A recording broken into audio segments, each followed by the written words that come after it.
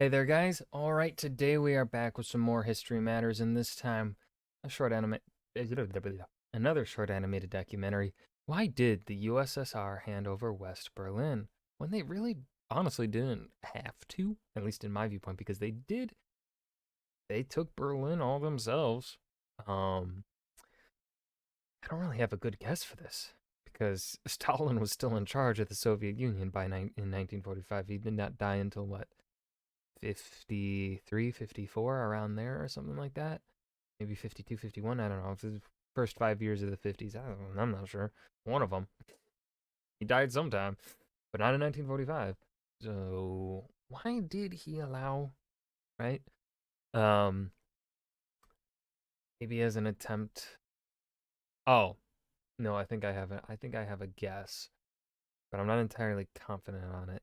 Because the Soviets did end up just closing off all of West Berlin from West Germany. And so, right, then we had to do the plane drops for food and stuff. And so I think maybe he was just like, yeah, we'll give it to him. And then we'll just do shady shit to make the people of West Berlin believe that the Allies aren't good for them or whatever. And the Allies will just give it over to us eventually anyway. That's my guess, that maybe Stalin thought he could get the Allies to just hand it back eventually anyway. He's like, he did this out of like an attempt to like fake good faith, and then try and just yoink it back in the future. That's my guess. This question I've never really actually thought about before. So let's dive in. In early 1945, both the USSR in the east and the US led allies in the west were racing to capture Berlin. As you'll know, the USSR Well, I don't think the U.S. ever was. At least from my understanding, I don't think the Allies ever were actually trying to race towards Berlin.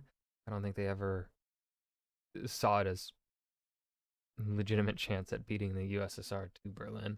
got there first and took the city in April of that year. Yet, after the war was over, Berlin didn't simply remain a part of the USSR's occupation zone or even East Germany, but was itself also divided between the victorious powers. Which raises the question, why? Why did the Soviet Union hand over West Berlin to the Allies when it already controlled it? So it won't surprise you to know that Berlin being the capital of Germany meant that it had a symbolic status to the victorious powers. As such, when both sides were discussing how Germany would be divided, it was agreed that Berlin would also be shared. Everyone had agreed to this because nobody knew who would get to Berlin first, and so making sure Hmm. everybody got a slice of it seemed fairest. That said, Stalin wasn't exactly famous for being a man of his word, and so when Soviet troops captured the city, he had to choose to hand most of it over to the Western Allies, and his reasons for doing so were actually quite simple. Oh. First of all, there was still a war going on. In the east, Japan was still warring away, and so both the Western Allies and the USSR needed to get along. The Soviet Union saw a massive Ah. opportunity in controlling massive amounts of territory in China, Korea, and also potentially Japan.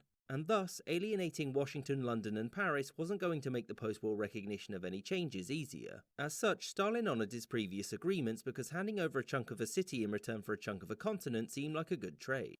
You know what? Completely valid. I didn't even think of this. This didn't even cross my mind. Absolutely valid. Yeah. Secondly, Stalin believed that the division of Berlin was only a temporary measure. The Ah. So I am partially correct. Allies were simply doing so to show unity, and it was an inevitability that cooler heads would prevail and Berlin would be reunited. The plan was never to divide Germany up permanently, and Stalin had hoped that a reunited Germany would soon become communist, and by extension under his control. As such, handing over West Berlin wasn't seen as a concession but as a goodwill gesture to the Soviet Union's partners. Furthermore, given that West Berlin was well within the USSR's occupation zone, Stalin knew that he could simply starve the Western powers out with the stroke of a pen. When it became clear that Germany's division was going to become permanent and that the West was going to incorporate their Germany into an anti-Soviet bloc, he closed the west of the city off. And the US knew that without having the ability to bring in food, they'd have to leave. Or at least they would have had Stalin not made one tactical blunder. He forgot the sky existed. Well, hold on. To be fair to Stalin here, I don't think anyone expected the Berlin airlift to work as well as it did. That thing, the Berlin airlift, airdrop food stuff, that was sheer like brilliance of just how they were able to plan that out and get like just keep West Berlin fed. Like pure genius, really. Like it was stroke of combination of like luck and smart people planning the logistics of it all.